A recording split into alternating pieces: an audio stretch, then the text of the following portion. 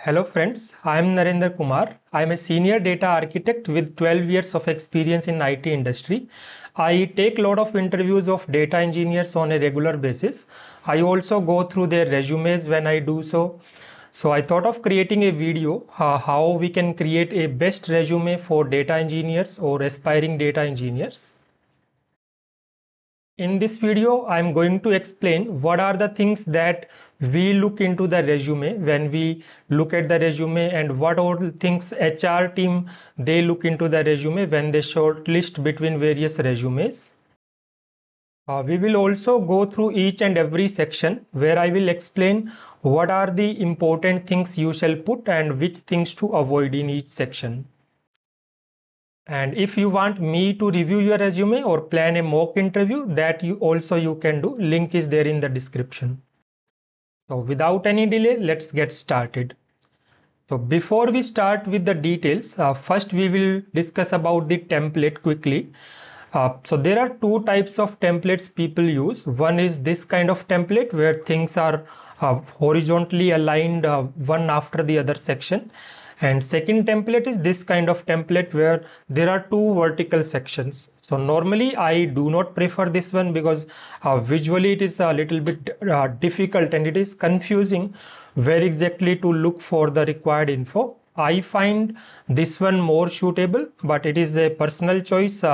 We can go with that also if we want, but this one it is better, at least from my perspective. And in this template, if we look at the heading part, so we can see that clearly the name is there, then the contact information is there, phone and email, and then LinkedIn is also there. So first of all, our resume will go to the HR or recruitment people, and they will need this information frequently. So it is there at the top, and quickly we can see this. It is very appealing. And also the HR people, what they do to shortlist the resumes, they check for the keywords which are told to them by our technical teams. So for data engineers, obviously the terms will be like PySpark. So these kind of terms shall be there throughout our resume. So we can see that PySpark, it is mentioned 12 times. Then ADF, if it is Azure, then ADF is mentioned 5 times. If it is any other cloud service, that also we shall put it. And similarly, let's say SQL, it is there. And as a programming, Python, yes, it is also there. So this is how they look that these skills are mentioned in our resume and how many times those are mentioned, so that they know like this is relevant resume for them and they shortlist it. And after that it comes to technical people, or let's say in general even for the HR people. So the next thing they look into is the summary part. But before going to the summary, in the header, if you notice that I have put the certification badges also. So if we put this badge, then this is also very appealing. It shows that this person he has completed these two certification, one from Azure, one from Databricks. So it clearly tells it. Nobody need to go ahead and read what all certifications that person has. If you don't have anything, you can leave it blank. And I have provided a editable version of this resume, so you can check that also in the description and use the same. So after checking the header, the next thing we look into the summary, or any person who will look at it will try to find out how much is total experience, how much is relevant experience, what are the main skills that the person has worked on. So that's where the summary has to be very crisp and tell it all. So if we read this line, it is saying that total experience, it is this much is total experience, and then 3 years in Azure cloud and big data, which is relevant experience across these domains. So this single line, it is telling all the three things like total experience, relevant experience, and the domains. So that's how the summary has to be very crisp. And I have modified some of the details because my own experience, it is 12 years, but I wanted to create this resume for the people who are, let's say, 5 to 6 experience or below that, so that they can use this template and all these details. And after this thing, like the other things I have also mentioned is that that I'm an expert in Azure Data Factory, Databricks, and PySpark, which are the key important skills. And I can build, let's say, scalable ingestion and transformation pipelines. Then I have mentioned I'm skilled in implementing ETL process and medallion architectures as per the design document and business requirements. So this tells that I can read the design and then prepare the ETL pipelines accordingly. And in the last line of summary, I have mentioned that I'm proficient in following CI/CD process for code deployment, and sprint planning also I follow. So this is how in a quick and crisp way I'm able to tell summary, and just by reading these 4 lines I'm getting a confident that total experience is there, skills are main skills are there, process wise also this person knows the main things. Then the next section, it shall be about the skills, because for any requirement this is the most important part, and we want to know what are the main skills that the person knows. And in the skill section also it is very important to create subcategories. I have seen resumes where people just put everything comma separated, and it is not that appealing, and it is difficult to check each and everything. So if we look at these skills, it clearly tells like what are the things about cloud and big data, which things are about programming, what is about databases and warehouses, and what are other skills that the person knows. And this is the most important part, the top 2. So here we shall mention the important skills that we have, obviously, like ADF if it is Azure, and any other skills if it is for other cloud. Databricks, it is the new normal for data engineers, we must have it. Then Apache Spark, it is obviously there. Delta Lake, it shall be there. Unity Catalog, even though it is part of Databricks, mentioning it as a separate skill, it is always more beneficial. And ADLS, it shall be there.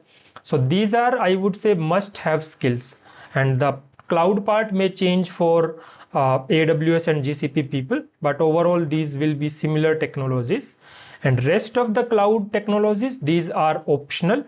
Whatever you have based on your experience or your exploration, those you can mention. But let's say Key Vault kind of thing, you can always mention that you have used the secrets from Key Vault. This obviously you can mention. And in terms of programming, so these 3 things we look in all data engineers for sure. One is PySpark, one is Python. Not only PySpark, additionally we look some Python experience also, because the person shall be able to write other code as well. And SQL, it is the normal skill which is required. So it clearly tells that programming wise these are the main things that this person has experience. And database and data warehouse, this section, it is not that important, but based on our knowledge we shall mention some of them. If not much, we can at least mention Azure SQL or MySQL, that we know. And if we have some experience on Synapse and Snowflake, that also we shall mention. But it is not like we have to be very proficient in terms of data warehousing. Even if we have used these as a target, or even if not used, we can simply say we have used these as a target while writing data or pushing data. That way we can mention. These are always helpful. And other tools, so VS Code, we all shall be knowing it. Git, we shall be knowing it because we play around code. And CI/CD, we shall be able to tell that we use these as a feature branches and all, so that way we shall mention it. Power BI, it is totally optional. If you have this skill or any other skill, those you can mention in this part. So this is how we shall organize our skills in groups so that it is more visible, and we shall mention like the mandatory skills first and then the optional skills. The next section, it shall be about organizational experience. So here, as you can see, it is very crisp, and clearly it tells that here this person has worked on these 2 organizations from this time to this time and for this much duration. So that's how let's say if I'm scrolling through the resume, I want to know which all companies that person has worked. I know this section is highlighted and I quickly can see the companies and the total experience. So some people, they try to create a mix of organizational experience and the projects, but I prefer that it shall be a separate section, and projects that shall be in a later section for more detail. And in the next section, we can mention our certifications. If you have whatever certification, you shall mention them. And at the top, you can add 1 or 2 badges also for those certifications. If you don't have, you can skip this part. And the next section, it shall be about education. And in the education, we shall mention only about the degrees. No need to mention about our secondary or senior secondary education.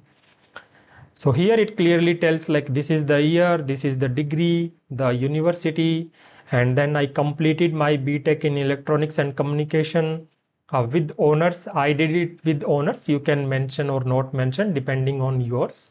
And then the CGPA. So these all things doesn't matter much, but at least the degree part we have to mention it. It is very important. So far like we are done with the first page, and if you see, so this is just one page, and in the one page we know the contact information, we know the summary, skills, which all organization the person has worked, all the certification and education. So this is the most important and the relevant information which is crisp and available within the first page. So that's how it helps for anybody whoever is looking into the resume. And next we shall put the project section. So if it is, let's say, HR kind of people, or even I also don't go into project into that much detail. So having this first page very crisp and clear, it helps everybody. And in the project section, we shall categorize things like this for better visibility and alignment. So if you look at it, this is the organization name where, let's say, this person has worked. This is the designation. This is the duration from this date till today it is working. So after that, it is the project name, then a quick description of the project, what happened in that or what is currently going on, then the job responsibilities. So different organizations, they require different information. Like when I first prepared my resume, initially I didn't put job responsibility. So somebody would call me and ask me to put it. Somebody would ask me the duration. So that's where I have included all the details so that it will be accepted everywhere. So if you see this section, it clearly defines organization name, designation, duration, project name, description, and job responsibilities. So everything about the project, it is visible here, it is crisp and clear. And whatever are the important things, we shall bold them. And technologies, we shall mention here in the job responsibilities so that it is very clear that what are the things we have done with those technologies. And this anyway, this will help HR people also to find the relevant resumes based on these technologies. So this is the example of the first project, which is very clear. Then similarly, we can mention other projects. So depending on our experience, we can have 2, 3 or more projects. It is totally up to us, but we shall mention all the important items that shall be there. And towards the end, we mention personal details like the address at a very brief because the exact address nobody cares. And hobbies also, we shall mention it. Depending on the interviewer, they may ask some of the questions, but it is anyway not a decision maker. But the hobbies part, we shall put some our own real hobbies so that if interviewers ask about it, we can talk about it. So don't mention any fake hobbies which can look good. I personally, I like cycling, reading and blogging. So that's where I have put it. So these are all the details required in a resume. And I hope now you have got pretty much good idea how we shall prepare it, what all things we shall focus on, and creating these sections clearly, it helps a lot. And now after going through it, right, you can understand, let's say, reading it through in a sequential way as compared to the other format, how easy it is and how managed it is. That's why I prefer this format. So if you still have any doubts or any thoughts, feel free to ask me in the comment section. And if you want a personal review, that also you can plan. So that's all for now. Thanks for watching till the end. Bye bye.